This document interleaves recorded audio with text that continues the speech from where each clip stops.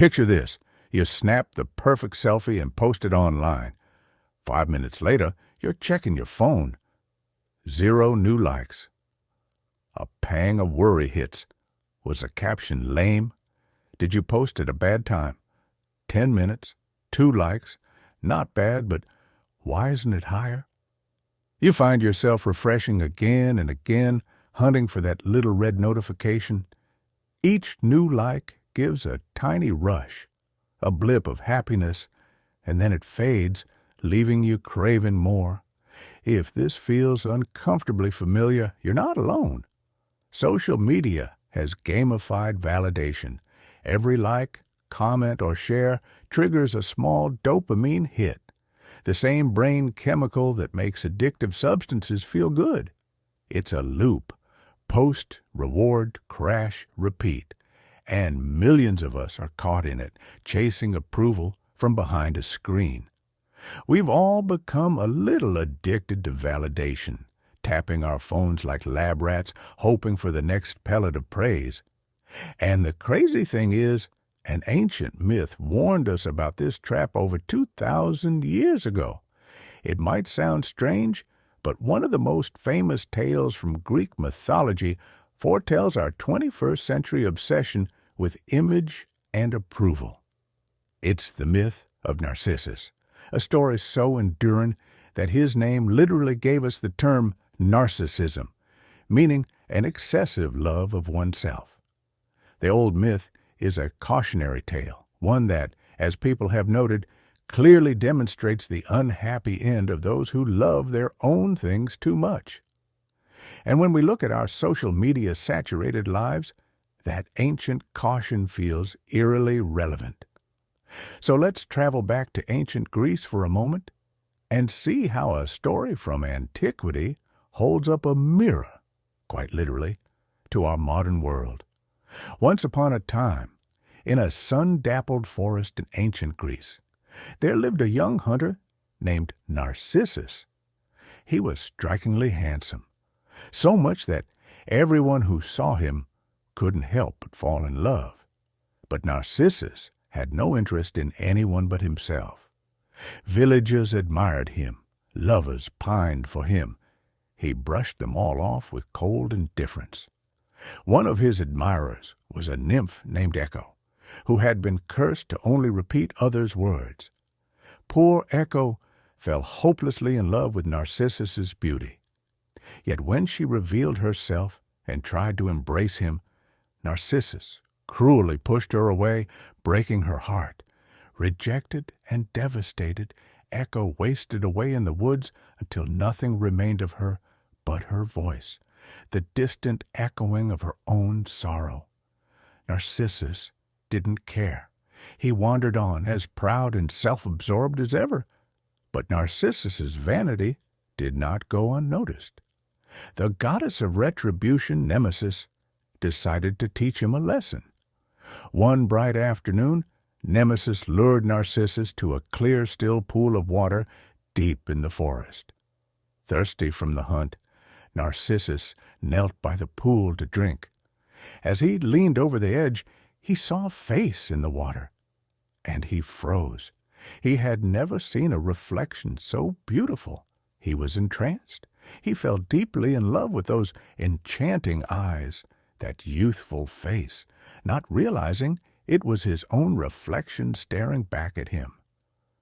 Narcissus gazed for hours, then days, utterly absorbed by the vision in the water. He couldn't eat, couldn't sleep. He couldn't bear to leave the perfect, beloved face he saw. In Caravaggio's famous painting of this scene, Narcissus is shown as a young man bent over the dark water, hand outstretched to touch his reflection. It's a haunting image, a lone figure locked in a trance of self-obsession, the world around him fading into darkness. And just like in the painting, Narcissus remains there by the water, trapped by his own infatuation. In time, he withers away, still pining for that unattainable image of perfection. Eventually, Narcissus perishes by the pool, his final moments spent staring at himself. In the spot where he died, a white flower sprouted, a narcissus, a daffodil, forever immortalizing his name. The beautiful youth who wasted away for love of his own reflection was gone, leaving behind a cautionary symbol for generations to come. That ancient story might sound dramatic.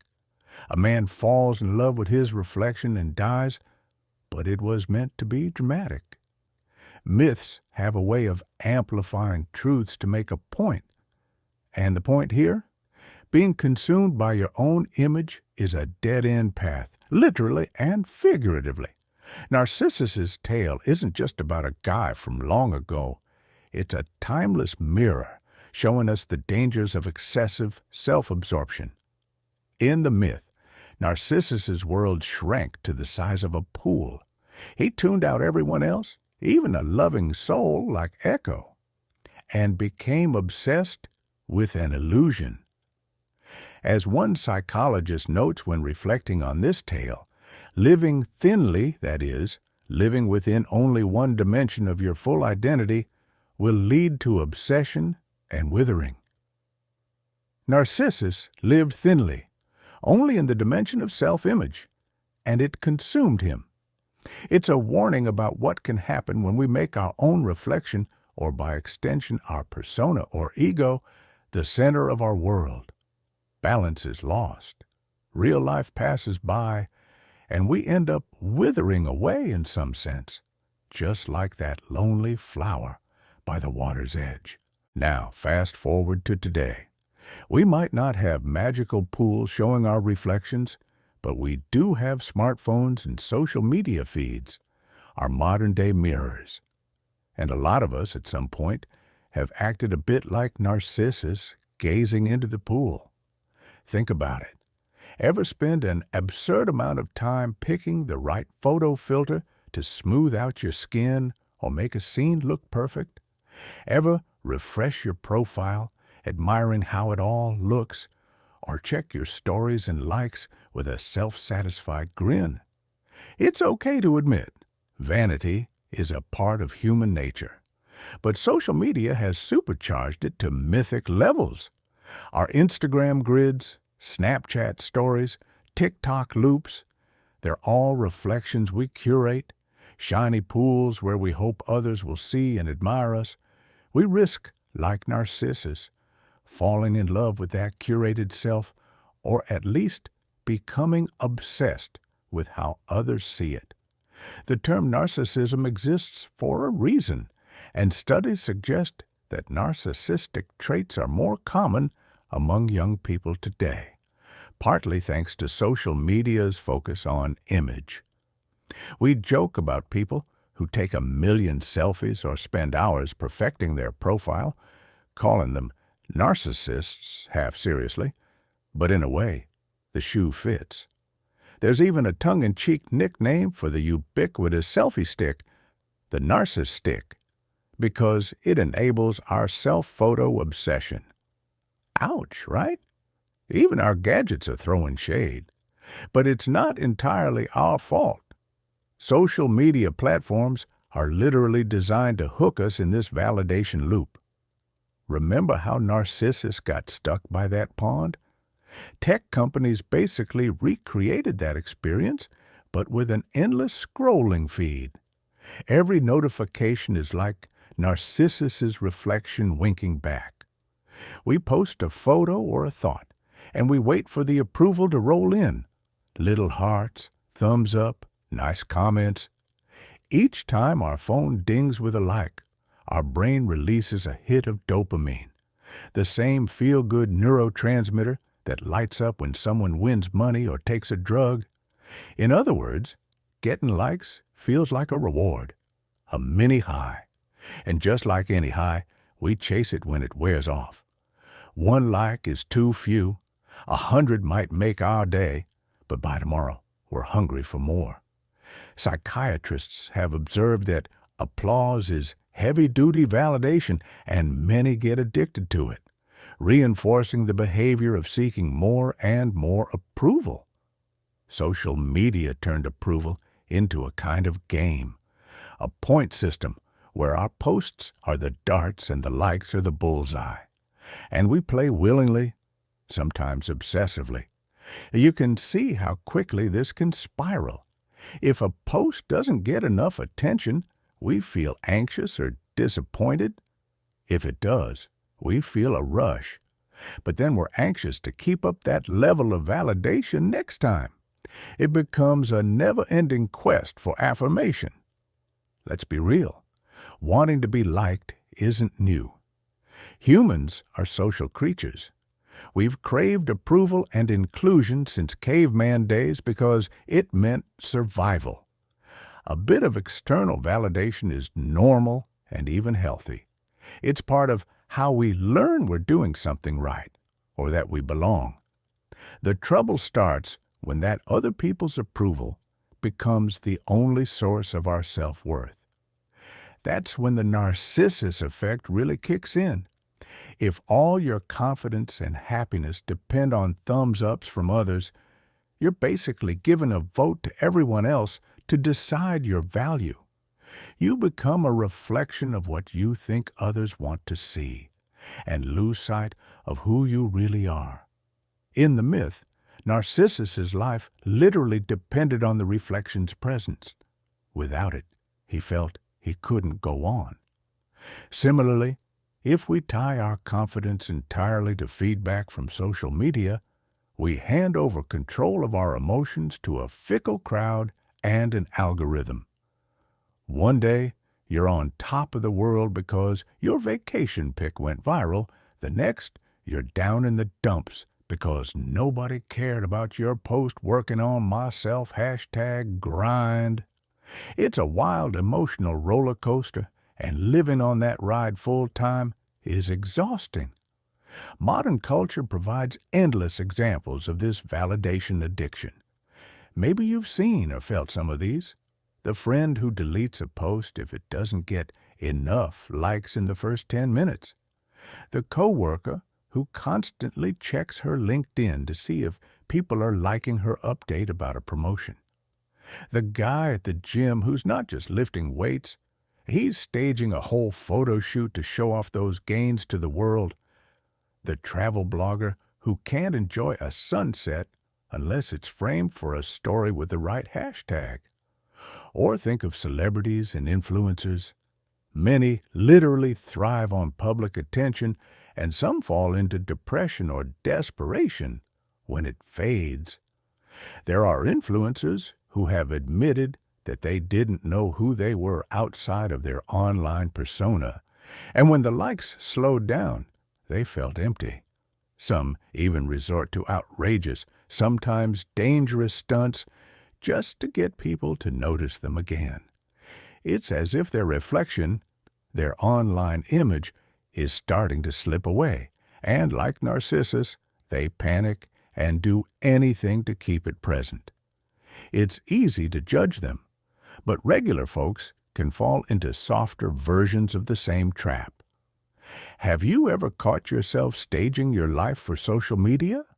Maybe pausing a genuine moment to snap a picture, then spending 20 minutes coming up with a witty caption instead of actually living the moment? It's a bit absurd, yet we do it. We've all at some point prioritized looking happy over being happy, or looking successful over actually enjoying our path. And here's another twist. Oftentimes, the people who seem most in love with their own image are actually the ones struggling most on the inside. Psychologists talk about two sides of narcissism. One of them is vulnerable narcissism, where someone craves reassurance and is hypersensitive to others' opinions. They may act confident or self-obsessed online, but it's only because they're anxious and insecure underneath. Social media offers a tempting safe haven for these feelings. You can curate how you look, filter out the flaws, present the best version of yourself. For someone who fears not being good enough, that controlled reflection is intoxicating.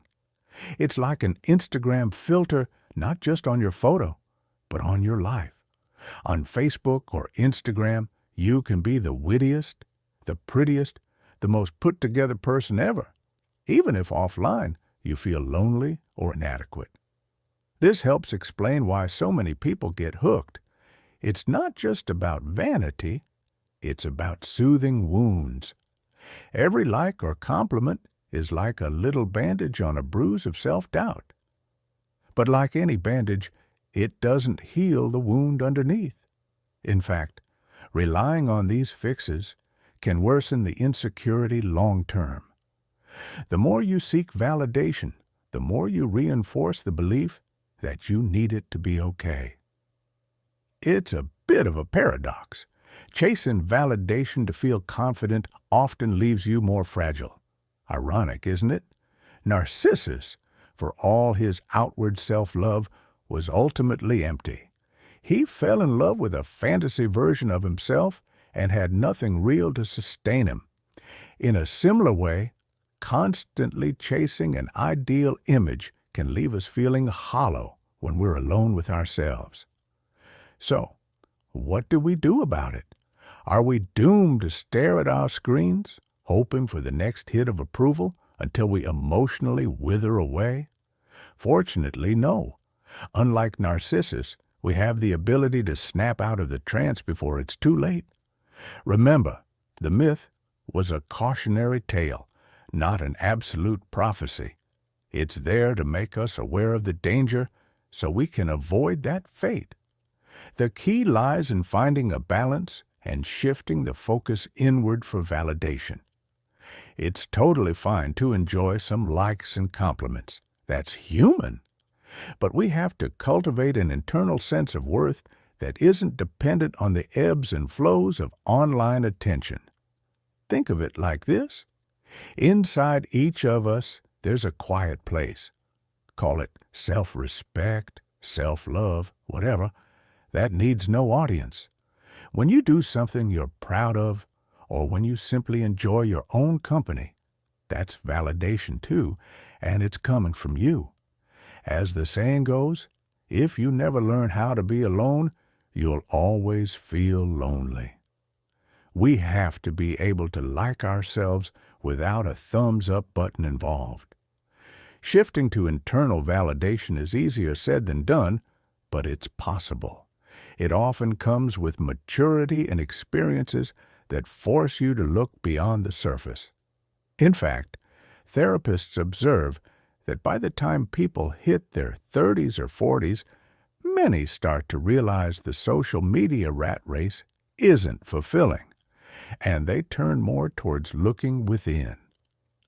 Some embrace practices like meditation, journaling, therapy, or prayer, ways to get to know themselves without the mirror of public opinion. Others find meaning in service, family, or craft, where the reward is in the doing, not in the showing.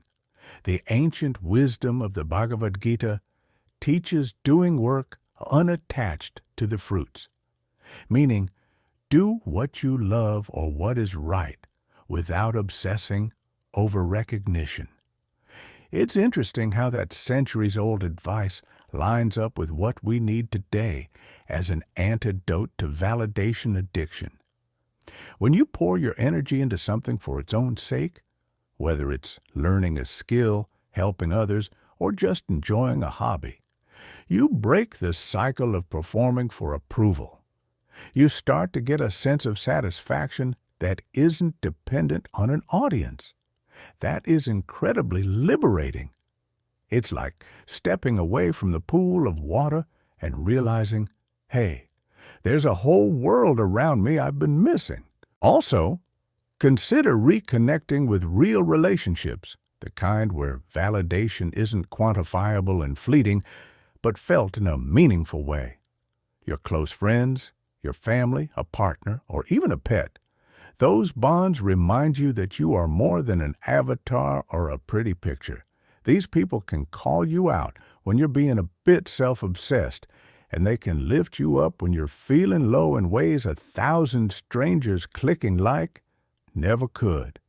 Real love and friendship might not always come with constant praise, and sometimes they involve tough love or criticism, but they feed our soul in a way superficial online attention doesn't. Remember Echo from the myth? She represents the opposite extreme, losing oneself entirely in someone else. We don't want that either. A healthy life isn't about only looking inward or only outward. It's about balance. Love yourself enough that you don't need constant applause, and love others enough that you can step out of self-focus. The Psych Central article on this myth put it perfectly. This story highlights the importance of not being overly self-involved. On the other hand, it's detrimental to be too selfless. We should strive to find a balance. Balance, there's that word again. In a way, the Narcissus myth and our social media reality both teach the same lesson. All things in moderation, including self-love and validation. It's great to appreciate yourself, but if you go too far, you end up isolated.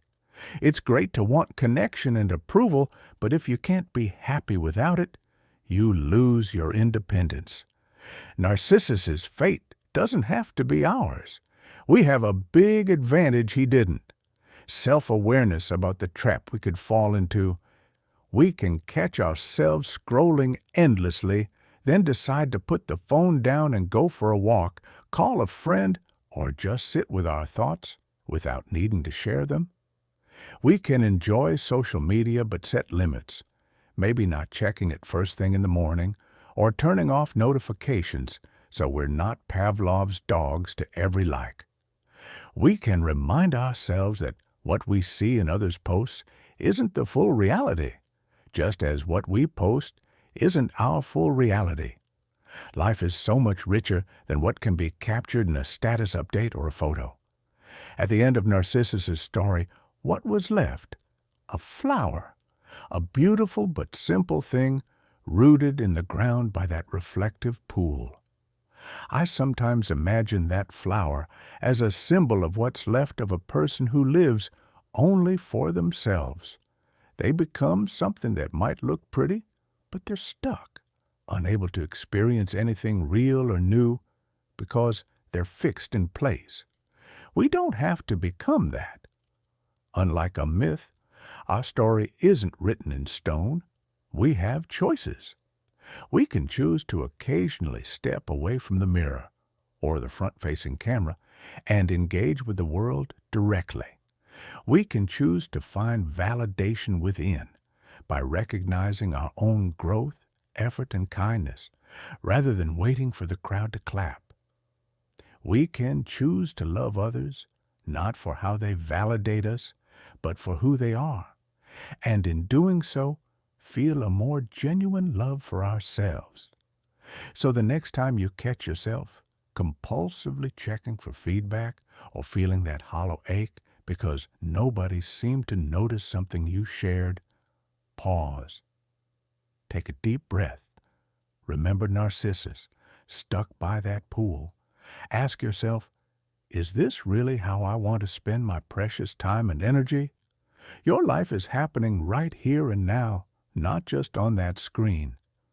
The people who truly matter in your life, including you, don't value you for your like count or follower ratio. You are more than a reflection. You are the living, breathing person behind that image, with so much potential for experience and connection. Don't let all your happiness drown in the shallow water of social media. In the end, the question isn't whether we enjoy validation, and of course we do, we're human. The question is, will we remain captive to it? Will we, like Narcissus, stay transfixed by our own image until we fade away? Or will we break the spell and step into the fuller life that's waiting when we look up? The mirror can lie. The numbers on a screen will never fully capture your worth. So take back your power from the mirror and the masses. Appreciate the compliments, but don't live for them. Laugh at the absurdity of the narcissistic, but maybe don't rely on it for your self-esteem. Every time you choose to put your authenticity above approval, you're writing a better ending to the Narcissus story. Here's the truth. You deserve to love yourself in a way that isn't an addiction, that isn't fragile. You deserve to be free from the constant hunger for external praise. When you find that healthy self-love and balance, it's like waking up from a long trance. The world opens up, and you can finally see others and yourself more clearly.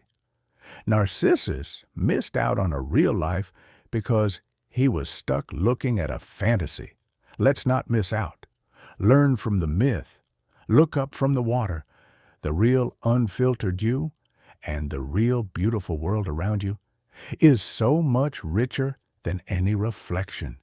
And when you realize that, the grip of validation addiction loosens and genuine happiness begins to grow.